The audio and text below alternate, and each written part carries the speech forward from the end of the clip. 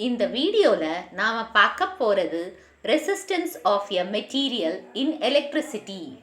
So resistance of a material, இங்கே நாம் resistance of எ மெட்டீரியல்னா ஒரு ரெசிஸ்டன்ட், அந்த கண்டக்டர் கரண்ட்டு வந்து அந்த மெட்டீரியலில் பாஸ் ஆகும்போது அதில் எவ்வளோ ரெசிஸ்ட் பண்ண முடியும், அதுதான் ரெசிஸ்டன்ஸ் ஆஃப் எ மெட்டீரியல். இப்போ வயரில் வந்து கரண்ட்டு பாஸ் ஆகுது, அப்போ வயரில் என்ன ரெசிஸ்டன்ஸ் இருக்குது, ரெசிஸ்டன்ஸ் எப்படி அது தாக்கு பிடிக்குது, ஓகேவா? ஸோ இங்கே நாம் ரெசிஸ்டன்ஸ் ஆஃப் வயர், இங்கே நாம் யூஸ் பண்ணுறது நிக்ரோம் வயர். இந்த எக்ஸ் அண்ட் ஒய் இருக்கு இல்லையா, ஸோ இதுதான் இந்த நிக்ரோம் வயர். இதோட ரெசிஸ்டன்ஸை தான் நம்ம கண்டுபிடிக்க போகிறோம், அதாவது கண்டுபிடிக்கல, படிக்க போகிறோம். So nichrome wire was connected between X and Y. If you replace a nichrome wire with a copper wire and conduct the same experiment, you will notice a different current for the same value of the potential difference across the wire.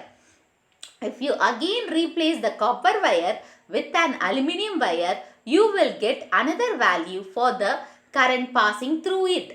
So இப்போ இந்த copper wire நம்ம இங்கே வந்து X and while வந்து nichrome வயரை resistance அந்த மெட்டீரியலோட ரெசிஸ்டன்ஸை அதாவது படிக்க போகிறோம். ஸோ இப்போ இங்கே வந்து நிக்ரோம் வயரை யூஸ் பண்ணுறோம். நிக்ரோம் வயருக்கு பதிலாக நாம் காப்பர் வயரையும் இங்கே யூஸ் பண்ணலாம், நம்மளுக்கு வேறு வேல்யூஸ் பொட்டென்ஷியல் டிஃப்ரென்ஸில் கிடைக்கும். இல்லை காப்பர் வயருக்கு பதிலாக அலுமினியம் வயர் யூஸ் பண்ணால் பொட்டென்ஷியல் டிஃப்ரென்ஸ் டிஃப்ரெண்ட்டாக கிடைக்கும் வேறு, ஓகேவா? So from the equation 4.3, you have learned that V by I and must be equal to the resistance of the conductor used. இப்போ நாம இந்த V by I is equal to, அதாவது R is equal to V by I, இது நம்ம formula, ஓகேவா? இது so இதுதான், அதாவது என்ன சொல்கிறாங்கன்னா V by I வந்து ரெசிஸ்டன்ஸ்க்கு ஈக்குவல், அதாவது ரெசிஸ்டன்ஸ் ஆஃப் த கண்டக்டர், இந்த வயர் அதுக்கு ஈக்குவல் நம்ம என்ன யூஸ் பண்ணுறோமோ அந்த ரெசிஸ்டன்ஸ் ஆஃப் த கண்டக்டர் வந்து V by Iக்கு ஈக்குவல்னு சொல்கிறாங்க. So the variation in the current for the same values of potential difference indicate that the resistance of different material is different. So current வந்து variation காட்டும், ஒவ்வொரு இன்ஸ்ட்ருமெண்ட்டுக்கு ஏற்ற மாதிரி இந்த வேரியேஷன் காட்டும். ஃபார் எக்ஸாம்பிள் எலக்ட்ரிக் ஹீட்டருக்கு அதிகமாக கரண்ட் எடுக்கும், அயன் பாக்ஸ்க்கு அதே மாதிரி செல்ஃபோன் சார்ஜ் பண்ண வேரியஸ் மெட்டீரியல்ஸ்க்கு ஏற்ற மாதிரி பொட்டென்ஷியல் டிஃப்ரென்ஸும் அந்த ரெசிஸ்டன்ஸ் ஆஃப் டிஃப்ரெண்ட் மெட்டீரியலும் டிஃப்ரெண்ட் அப்படின்னு சொல்லியிருக்காங்க, ஓகேவா? The resistance of a material is its property to opposite the flow of charges and hence the passage of current through it. It is different for different material. அதான் நம்ம சொல்கிறோம். So எந்த பேசேஜில் current போதோ அந்த பேசேஜில் இருக்கிற மெட்டீரியலுக்கு ஏற்ற மாதிரி, அதாவது அந்த இன்ஸ்ட்ருமெண்ட்ஸ்க்கு ஏற்ற மாதிரி கரண்ட் வந்து எடுத்துக்குது இல்லையா, ஸோ அது வந்து டிஃப்ரெண்ட் மெட்டீரியலுக்கு டிஃப்ரெண்ட்டாக தான் இருக்குது ரெசிஸ்டன்ஸ். ஸோ ஓம்ஸ் லால இருந்து V by I is equal to R. So the resistance of the conductor can be defined as the ratio between the potential difference across the ends of the conductor and the current flowing through it. So இப்போ இந்த ரெசிஸ்டன்ஸை நம்ம எப்படி இது பண்ணலான்னா, அதாவது potential difference இப்போ இந்த A and B இருக்கு இல்லையா, ஸோ எக்ஸ் அண்ட் ஒய்ன்னு எடுத்துருக்கோம் இல்லையா, ஸோ இந்த எக்ஸ் அண்ட் ஒய் இல்லை A and B ஏதோ யூஸ் பண்ணிக்கோங்க. இதுக்குள்ளே இருக்கிற இந்த டிஃப்ரென்ஸ், பொட்டென்ஷியல் டிஃப்ரென்ஸு, இந்த ரெண்டு எண்டுக்குள்ளே இருக்கிற potential difference plus current flow ஆகுது. ஸோ இதுதான் ரெசிஸ்டன்ஸ் ஆஃப் அ கண்டக்டருக்கு definition, okay? Unit of resistance. So the ரெசிஸ்டன்ஸோட யூனிட் வந்து சிம்பிள் ஓம். ஸோ ஓம், ஓகேவா? So the resistance of a conductor is said to be 1 ohm. So if a current of the 1 ampere flows through it when the potential difference of 1 volt is measured, that is maintained across the ends. Actually நம்ம formula, அதாவது Ohm's law படி R is equal to V by I. R வந்து resistant, V வந்து volt, I வந்து current. இப்போ ரெசிஸ்டன்ஸோட unit என்ன 1 ஓம் and potential டிஃபரன்ஸோட unit வந்து 1 volt and I வந்து 1 ஆம்பியர். ஸோ இப்படி தான் நம்ம யூனிட் ஆஃப் ரெசிஸ்டன்ஸை கால்குலேட் பண்ணிட்டு இருக்கோம் அப்படின்னு சொல்கிறாங்க. ஸோ இப்போ இதை பேஸ் பண்ணி ஒரு சம் இருக்கு. Calculate the resistance of a conductor through which a current of 2 ampere passes when the potential difference between its end is 30 volt. So current through the conductor I is equal to 2 ampere. நம்மளுக்கு current கொடுத்திருக்காங்க. Potential difference V is equal to 30 volt. நம்மள எது கண்டுபிடிக்க சொல்லியிருக்காங்க? Resistance of a conductor. So R ஓட value என்ன? அதாவது formula வந்து V by I. So V என்ன கொடுத்துருக்காங்க 30. ஸோ 30 by I அதாவது current 2. So 2 1s are 2 15s are. அப்போது இந்த ரெசிஸ்டன்ஸ் ஆஃப் அ கண்டக்டர் எவ்வளோ 15 ஓம். ஓகேவா? Next electrical resistivity and electrical conductivity. So electrical resistivity, the resistance of a conductor R is directly proportional to the length of the conductor L and is inversely proportional to its area of the cross section A. இப்போ இந்த resistivity எப்படி பண்ணுறாங்கன்னா R, இந்த R வந்து டைரக்டாக proportional to L and inversely அதே சமயம் inversely proportional to the area of the cross section of the conductor. அதை நம்ம இப்படி எழுதுகிறோம். ஓகேவா? So R is directly proportional to L and R is directly proportional to L and R is inversely proportional to area of the cross section. இப்போ இவங்க ரெண்டு பேரையும் ஒன்று போடலாமா? ஸோ R இது இப்படி போட்டுக்கோங்க 1 that is L into 1 by A. So இதை நம்ம இப்படி எழுதலாமா? R is directly proportional into L into 1 L by A. So இப்போ R is equal to இந்த கான்ஸ்டன்ட்டை இங்கே ரோன்னு எழுதலாமா, மென்ஷன் பண்ணலாமா? So R is equal to rho L by Aன்னு எழுதி வச்சுருக்கோம். ஓகே, ஸோ இப்போ இந்த ரோ தான் கான்ஸ்டன்ட், அதாவது கான்ஸ்டன்ட் அண்ட் இந்த ரோ தான் electric resistivity or specific resistant அப்படின்னு சொல்கிறோம். ஸோ ரோ இங்கே வரும்போது, அதாவது ரோ இங்கே இந்த பக்கம் வச்சுக்கிட்டோம்னா இந்த ஏ வந்து மேலே போயிடுமா, எல் வந்து கீழே வந்துடும். ஓகேவா? ஸோ அது வந்து rho is equal to RA by L இப்படி போடுறோம். இப்போ இந்த எல்லும் ஏவும் வந்து எல்லை வந்து 1 மீட்டராகவும் ஏவை வந்து 1 மீட்டராக எடுத்துக்கிட்டோம்னா rho is equal to R. ஏன்னா ஏவும் எல்லும் கேன்சல் ஆகிடும். ஸோ இப்போ பாருங்கள், ஆறு 1 amp that is 1 meter by எல்லும் 1 மீட்டர். ஓகேவா? ஸோ இது வந்து 1 மீட்டர் ஸ்கொயர், இது 1 மீட்டர். ஸோ இது ரெண்டுத்தையும் அடிச்சிடலாம். அடிச்சிட்டோம்னா இப்போ rho is equal to R அப்படின்னு வருது. அதாவது ரோனா electrical resistivity is equal to resistance அப்படின்னு சொல்கிறாங்க. So hence the electric resistivity of a material is defined as the resistance of the conductor of the unit length and the unit area of the cross section. Its unit is ohm meter. அதாவது இங்கே வந்து லென்த்தையும் unit cross section of the ஏரியாவையும் நம்ம சொல்கிறதுனால இதை நம்ம எப்படி எழுதலாம்? இதோட யூனிட் ஓம் மீட்டர் அப்படின்னு எழுதலாம். So the electric resistivity of the conductor is measured by the resisting power of a specified material to the passage of an electric current. It is given in the material, அதாவது it is constant in the given material. So இப்போ இந்த electricity ஒரு கண்டக்டரில் நம்ம measure பண்ணோம்னா அதோட resisting பவரை நம்ம தெரிஞ்சுக்கணும். ஒரு பர்டிகுலர் மெஷர், அதாவது மெட்டீரியலோட பவர் இவ்வளோ இருந்தால் இது தாக்கு பிடிக்கும், இதுக்கு மேலே போனால் அது ஃபியூஸ் போயிடும் அப்படின்னு சொல்கிறோம் இல்லையா, அதுதான். ஸோ ஒரு மெட்டீரியலோட எலக்ட்ரிக் பவர் வந்து தெரிஞ்சுக்கிட்டோம்னா நாம் ஈஸியாக வந்து அந்த எலக்ட்ரிக் கரண்ட் பேசேஜை பற்றி தெரிஞ்சுக்கலாம். So nichrome is a conductor with highest resistivity equal to 1.5 into 10 to the power of minus 6 ohm meter. Hence it is used in making heating elements. So heating elements இதில் use பண்ணிட்டு இருக்காங்க. Conductance and conductivity. So இந்த conductance பார்த்தீங்கன்னா reciprocal, that is conductance, conductivity. இந்த கண்டக்டன்ஸை நம்ம எப்படி பண்ணுறோம்னா reciprocal of its resistance. So reciprocal of the resistance, அதாவது ஆர் இஸ் ஈக்குவல், அதாவது ஆர் இருக்கு இல்லையா,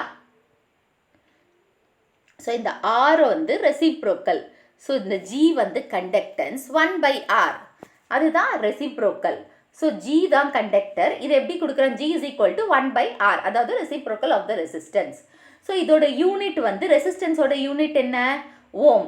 ஸோ ஓம் இன்வர்ஸ், அதாவது ohm to the power of -1, ஏன்னா 1/ஓம் இல்லையா. ஸோ இதை நம்ம எப்படி எழுதலாம்?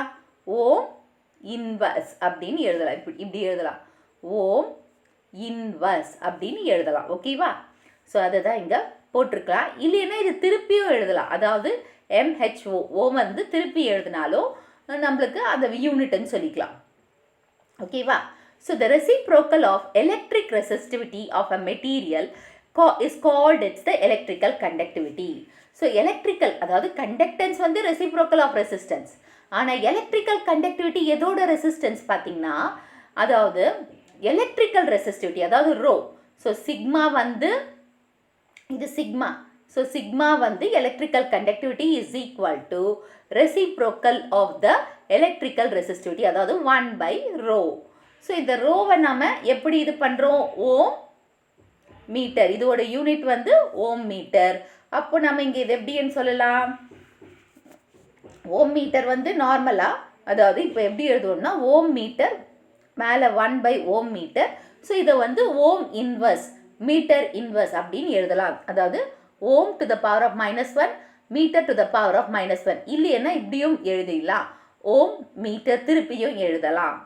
So in the conductor contains, that is conductivity is constant for a given material. The electrical conductivity of a conductor is measure of its ability to pass the current through it. Some materials are the good conductors of electric current. Example copper, aluminium, இவங்கெல்லாம் good conductors. So அதுக்கேற்ற மாதிரி தான். And non-conductors பார்த்தீங்கன்னா insulators, அதாவது glass, wood, rubber, இதெல்லாம் அதாவது good that is not good conductors of conducting electricity. So conductivity is more for conductors than for insulators. So கண்டக்டர்ஸில் நிறைய இருக்கும், இன்சுலேட்டர்ஸில் கம்மியாக இருக்கும். அந்த கண்டக்டிவிட்டி வந்து பார்த்திங்கன்னா கண்டக்டர்ஸில் அதிகமாக இருக்கும், இன்சுலேட்டர்ஸில் கம்மியாக இருக்கும். பட் த ரெசிஸ்டிவிட்டி, கண்டக்டிவிட்டி தான் கண்டக்டர்ஸில் அதிகமாக இருக்கும், இன்சுலேட்டர்ஸில் கம்மி. ஆனால் ரெசிஸ்டிவிட்டி பார்த்திங்கன்னா லெஸ். எதில் லெஸ்ஸாக இருக்கும்? கண்டக்டரில் லெஸ், இன்சுலேட்டர்ஸில் கம்பேர் பண்ணும்போது கண்டக்டர்ஸில் less. So the resistivity of some commonly used materials. So conductor காப்பரில் பார்த்தீங்கன்னா 1.62 × 10⁻⁻8. நிக்கல் 6.84 ×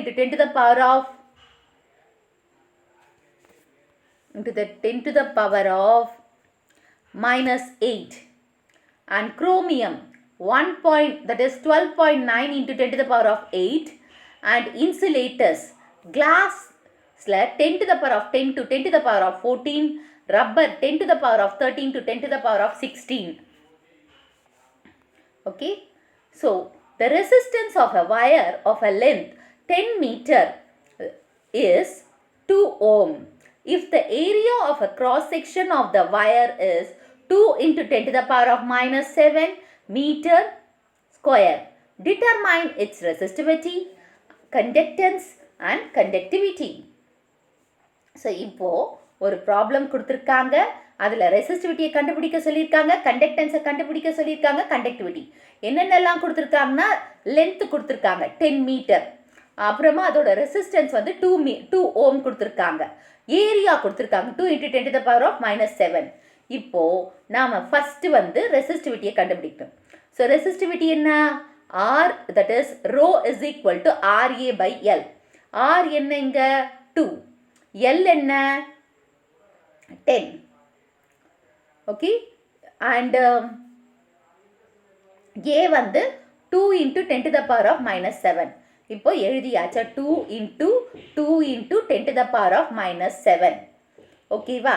இப்போ 10, ஓகே 10, இங்கே ஒரு 10 நம்ம டெலீட் பண்ணிடுறோம், அப்போ இங்கே 6 இருக்கும். ஓகேவா? ஸோ இப்போ எவ்வளோ இருக்கும்? இப்போ வந்து 4 × 10⁻⁻⁸. ஸோ இங்கேருந்து ஒரு 10. ஸோ இதை வந்து ஸோ -8. ஓகே, இது ஏன்னா இங்கேருந்து இன்ட்டு. ஓகே, நெக்ஸ்ட் 1 வந்து இப்போ 1 இது வந்து 4 × 10⁻⁻8 வந்துடுச்சு ஓம் மீட்டர். நெக்ஸ்ட் வந்து இப்போ கண்டக்டன்ஸ் வந்து G = 1/R. ஸோ 1 போட்டுக்கிட்டோம். R என்ன 2. ஸோ இது எவ்வளோ வருது நம்மளுக்கு? கேன்சல் பண்ணால் 0.5 ஓம். இப்போது கண்டக்டிவிட்டி சிக்மா = 1/ρ. ஸோ 1 போட்டாச்சு. ஸோ 1/4 × 10⁻⁻8. ஸோ இதை நம்ம கேன்சல் பண்ணும்போது 0.24. இதை நம்ம கேன்சல் பண்ணோம்னா கீழே 4 இது அப்படி கேன்சல் பண்ணோம்னா 4 1s, அதாவது மேலே வந்து 0.25 வரும். ஓகேவா? ஸோ × 10⁻⁻8 அப்படி எடுத்து ஓம் மீட்டர் இன்வர்ஸ் அப்படின்னு போட்டுடணும். Okay, so heating effect of the current. இப்போ நம்ம ஒரு ஃபேனை போடுறோம், ரொம்ப நேரம் ஓடினே இருந்ததுங்கன்னா அதோட இதை பாடியை டச் பண்ணிங்கன்னா ஹீட்டாக இருக்கும் இல்லையா? அதுதான் heating effect of the current. So the motor casing is warm. This is due to the heating effect of the current. So இப்போ மோட்டார் வந்து வார்மாக இருக்க போயிட்டே இருந்ததுன்னா வார்மாக இருக்குது, அதுதான் வந்து heating effect of the current. The same can be absorbed by touching a bulb, which can be used for a long duration. இப்போ ரொம்ப நேரம் இப்போ டியூப்லைட் போட்டு வச்சுருக்கோம், இல்லை அந்த 100 watts பல்ப் போட்டு வச்சு ரொம்ப நேரம் இருந்தோம்னா போய் டச் பண்ணோம்னா சூடாக இருக்கும் இல்லையா? Generally, a source of electric energy can be developed a potential difference across a resistor which is connected to the source. So ஜென்ரலாக ஒரு எலக்ட்ரிக் எனர்ஜி வந்து பாஸ் ஆகிட்டுருக்கு. ஸோ அதில் பொட்டென்ஷியல் டிஃப்ரென்ஸ் வந்து அதுக்குள்ளே அந்த சோர்ஸ்க்குள்ளே போயிட்டுருக்குன்னு அர்த்தம். This potential difference constitute a current through the resistor. So இந்த பொட்டென்ஷியல் ரெசிஸ்டன்ஸ் தான், அதாவது இந்த பொட்டென்ஷியல் டிஃப்ரென்ஸ் தான் கரண்ட்டில் ரெசிஸ்டாராக ஃபார்ம் ஆகுது.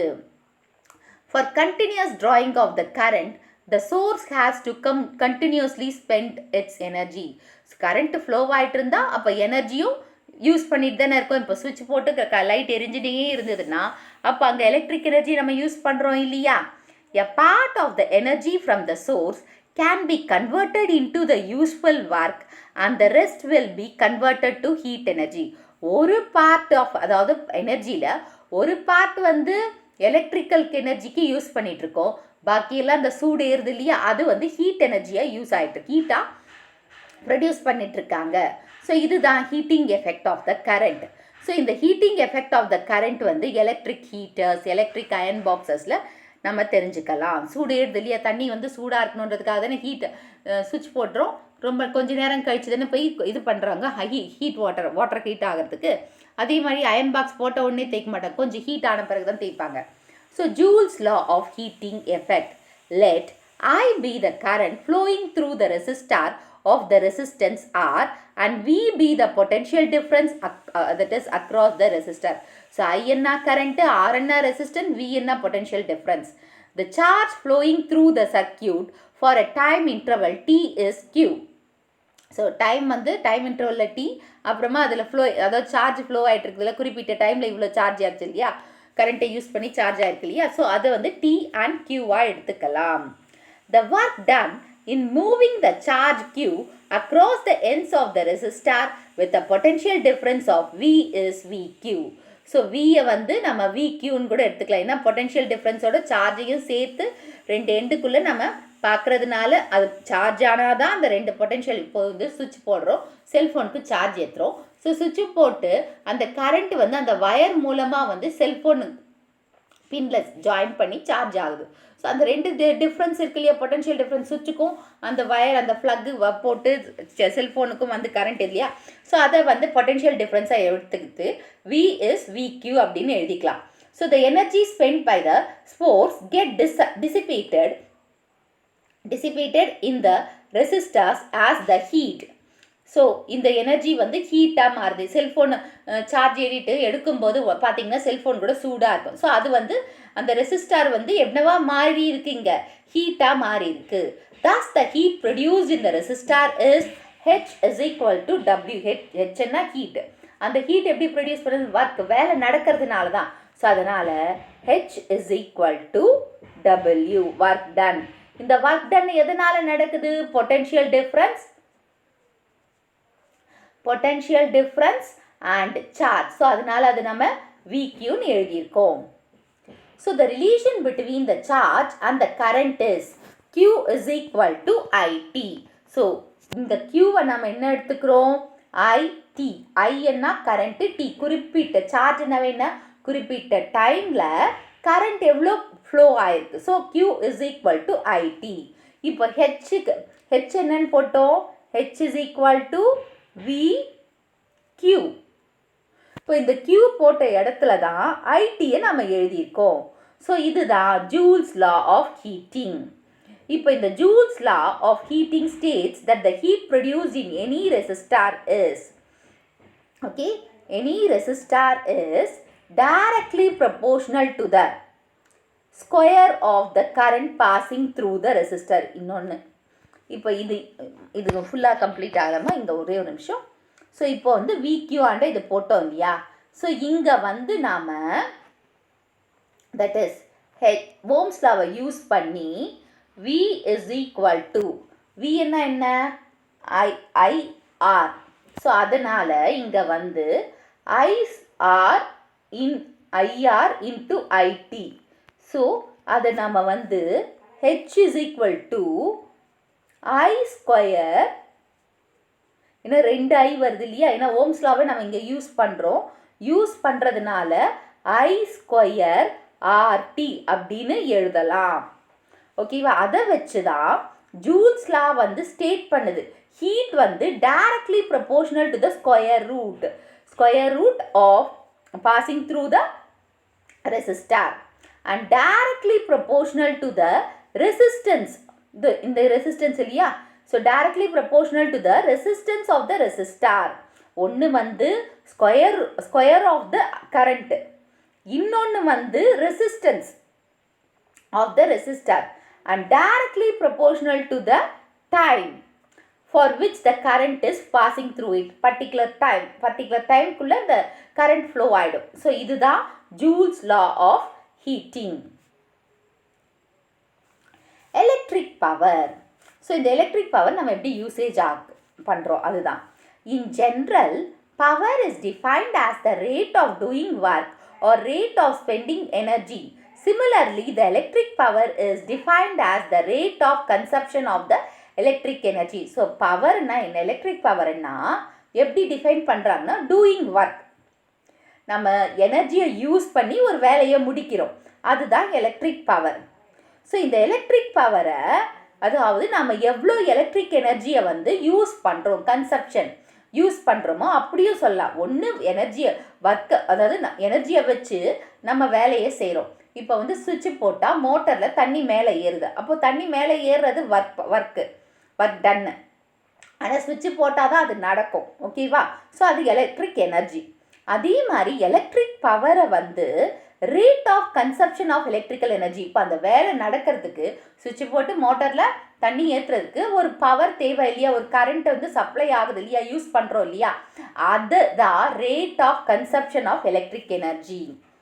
It represents the rate at which the electrical energy is converted into some other form of energy.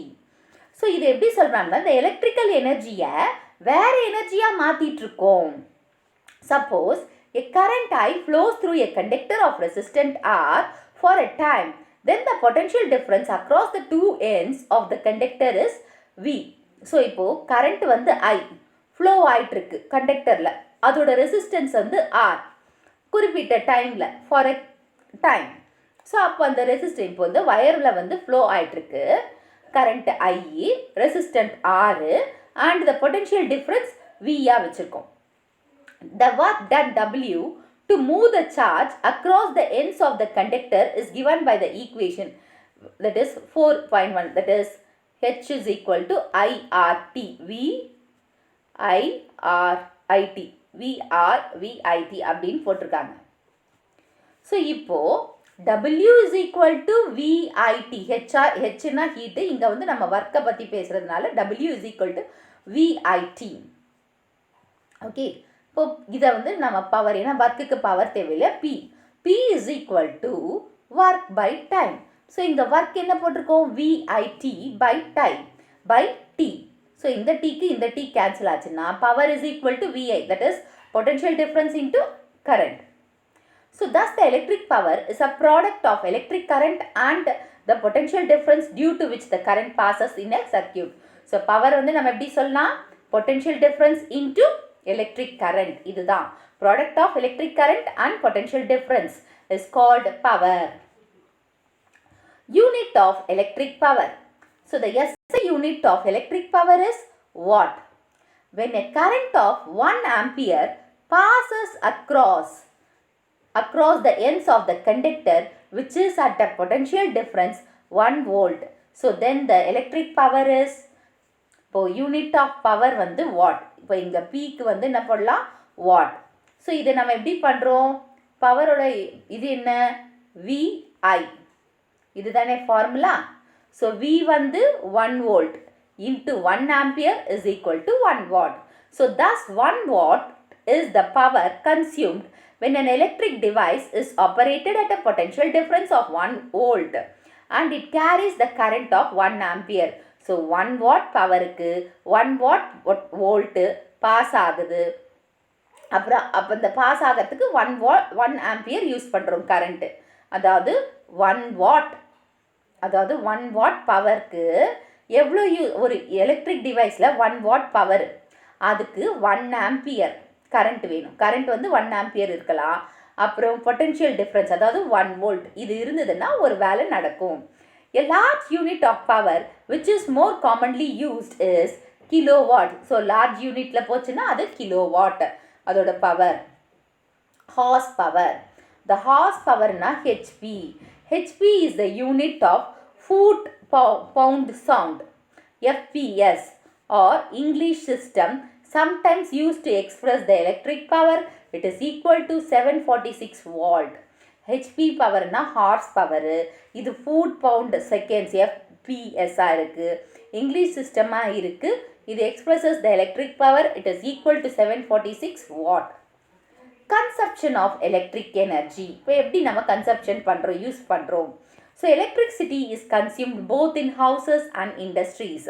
So இதை வந்து ஹவுசஸ்லேயும் இண்டஸ்ட்ரீஸ்லேயும் யூஸ் பண்ணுறோம். ஸோ கன்சப்ஷன் ஆஃப் எலக்ட்ரிசிட்டி வந்து 2 ஃபேக்டர்ஸ் இருக்குது, amount of electricity and duration of usage.